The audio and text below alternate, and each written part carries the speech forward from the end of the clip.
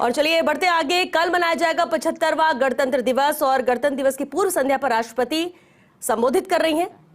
सीधी तस्वीर ठीक ही कहा था, जिसने केवल अधिकारों को चाहा है, ऐसे कोई भी प्रजा उन्नति नहीं कर सकी है। केवल वही प्रजा उन्नति कर सकी है जिसने कर्तव्यों का धार्मिक रूप से पालन किया है। मेरे प्यारे देशवासियों, गणतंत्र दिवस हमारा आधारभूत मूल्यों और सिद्धांतों को स्मरण करने का एक महत्वपूर्ण अवसर है। जब हम उनमें से किसी एक बुनियादी सिद्धांतों पर चिंतन करते हैं तो स्वाभाविक रूप से अन्य सभी सिद्धांतों पर भी हमारा ध्यान जाता है।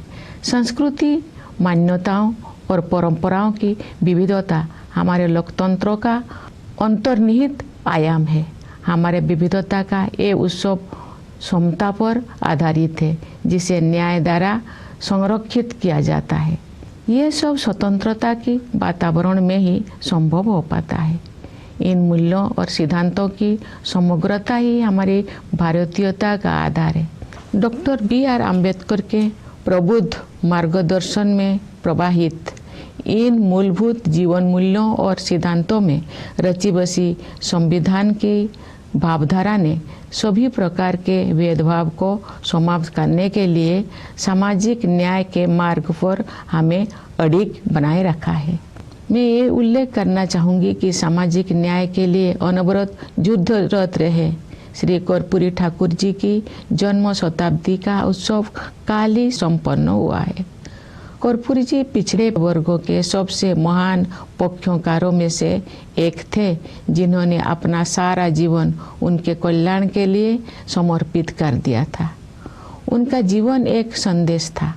अपने योगदान से सार्वजनिक जीवन को समृद्ध बनाने के लिए मैं कर्पूरी जी को अपनी श्रद्धांजलि अर्पित करती हूँ। हमारे गणतंत्र की मूल भावना से एकजुट होकर 140 करोड़ से अधिक भारतवासी एक कुटुंब के रूप में रहते हैं।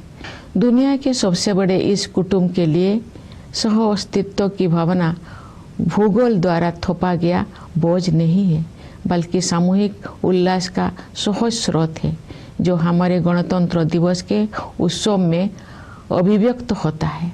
इस सप्ताह के आरंभ में हम सबने अयोध्या में प्रभु श्री राम के जन्म स्थान पर निर्मित भव्य मंदिर में स्थापित मूर्ति की प्राण प्रतिष्ठा का ऐतिहासिक समारोह देखा।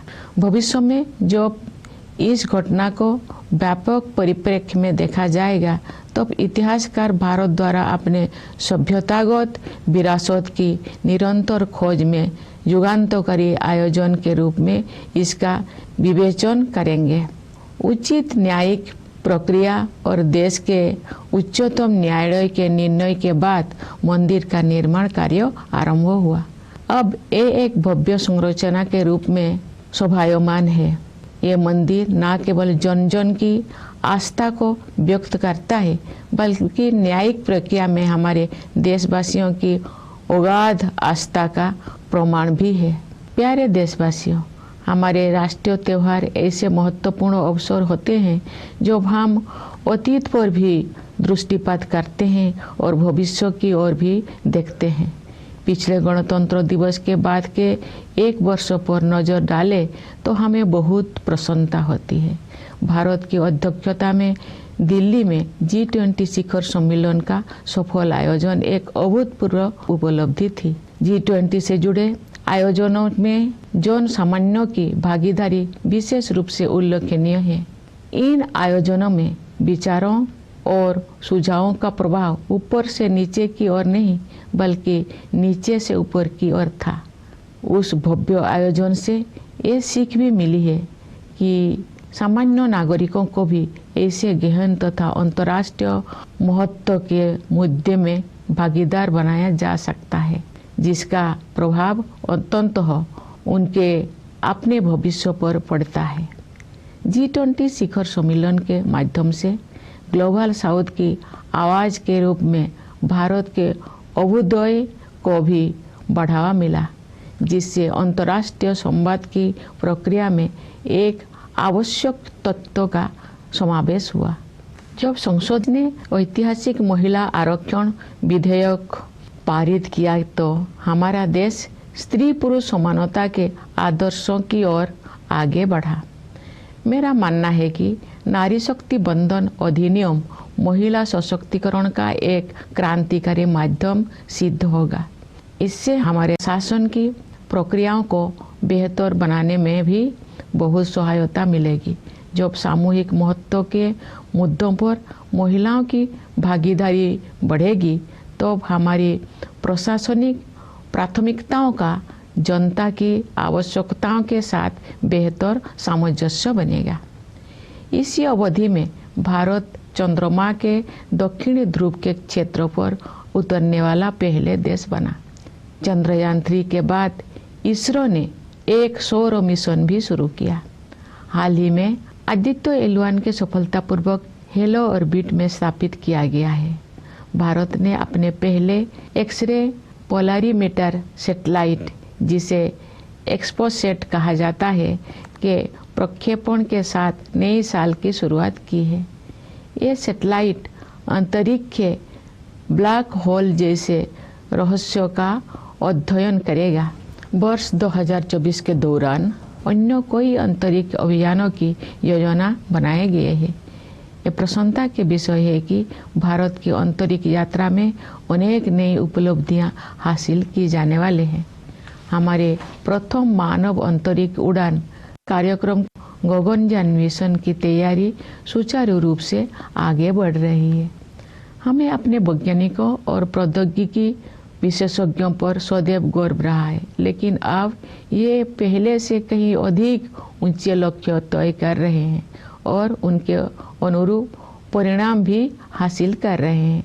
भारत के अंतरिक्ष कार्यक्रम का उद्देश्य संपूर्ण मानवता के कल्याण के लिए विज्ञान और प्रौद्योगिकी की भूमिका को और अधिक विस्तार तथा गहराई प्रदान करना है। इसरो के कार्यक्रम के प्रति देशवासियों में जो उत्साह दिखाई देता है, उससे नई आशाओं का संचार हो रहा है। अंतरिक्ष विज्ञान के क्षेत्र में नई उपलब्धियों ने युवा पीढ़ी की कल्पना शक्ति को नई फौंक दिए हैं। मुझे विश्वास है कि हमारे बच्चों और युवाओं में बड़े पैमाने पर विज्ञान के प्रति रुझान बढ़ेगा तथा उनमें वैज्ञानिक दृष्टिकोण विकसित होगा। अंतरिक्ष विज्ञान की इन उपलब्धियों से युवाओं, विशेषकर युवा महिलाओं को ये प्रेरणा मिलेगी कि वे विज्ञान और प्रौद्योगिकी को अपना कार्य क्षेत्र बनाएं। मेरे प्यारे देशवासियों, आज का भारत आत्मविश्वास के साथ आगे बढ़ रहा है। सुदृढ़ और स्वस्थ अर्थव्यवस्था इस आत्मविश्वास का कारण भी है और परिणाम भी। हाल के वर्षों में सकल घरेलू उत्पाद की हमारी वृद्धि दर प्रमुख अर्थव्यवस्थाओं में सबसे अधिक रही है। ठोस आकलन के आधार पर हमें पूरा विश्वास है कि ये असाधारण प्रदर्शन वर्ष 2024 और उसके बाद भी जारी रहेगा। ये बात मुझे विशेष रूप से उल्लेखनीय लगती है कि जिस दूरगामी योजना दृष्टि से अर्थव्यवस्था को गति प्राप्त हुई है, उसी के तहत विकास को हर दृष्टि से समावेशी बनाने के लिए सुविचारित जन कल्याण अभियानों को भी बढ़ावा दिया गया है। महामारी के दिनों में समाज के कमजोर वर्गों को मुफ्त खाद्यान्न उपलब्ध कराने के लिए लागू योजनाओं का दायरा सरकार ने बढ़ा दिया था। बाद में कमजोर वर्गों की आबादी को संकट से उबरने में सहायता प्रदान करने हेतु इन कल्याणकारी योजनाओं को जारी रखा गया। इस पहल को